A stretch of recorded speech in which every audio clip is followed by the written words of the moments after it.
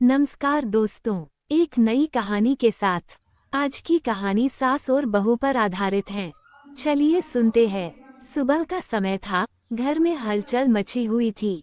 सास सुनीता देवी पूजा कर रही थी, बहू नेहा रसोई में नाश्ता बना रही थी और नंद प्रीति फोन पर किसी से हंस हंस कर बात कर रही थी। तभी अचानक नेहा के हाथ से दूध गिर गया। आवाज सुनते ही सुनीता देवी ने माथा पकड़ लिया और गुस्से में बोली, हे भगवान, एक काम भी ठीक से नहीं होता तुमसे। बहू हो, घर की जिम्मेदारी तुम्हारी होती है, लेकिन तुम्हें तो बस अपनी दुनिया से ही फुर्सत नहीं।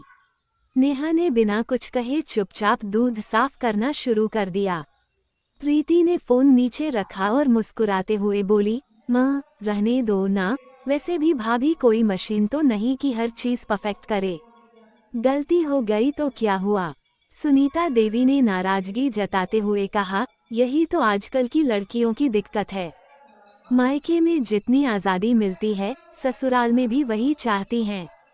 हमारे जमाने में बहुएं बिना बोले सारा काम करती थीं। नेहा ने गहरी सांस लेते हुए कहा, मम्मी जी, मैं भी यही कर रही हूँ।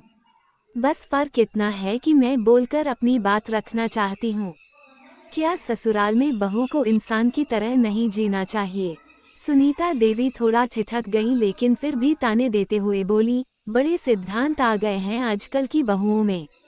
प्रीति ने हंसते हुए कहा, माँ, कभी सोचा है कि जब मैं शादी करके ससुराल जाऊंगी तो वहाँ अगर मेरी भी गलती पर ऐसे ही बात की जाए तो कैसा लगेगा?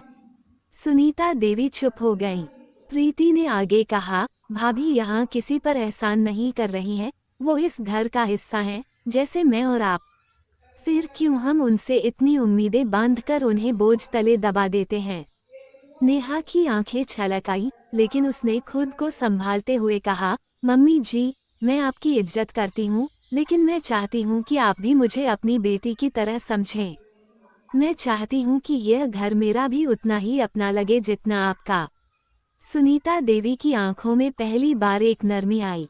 उन्होंने धीरे से कहा, शायद तुम सही कह रही हो बेटा।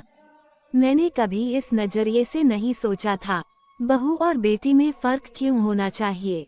उन्होंने आगे बढ़कर नेहा का हाथ पकड़ा और कहा, आज से कोई बहू नहीं, सिर्फ बेटी। नेहा की आंखों में खुशी की चमक थी।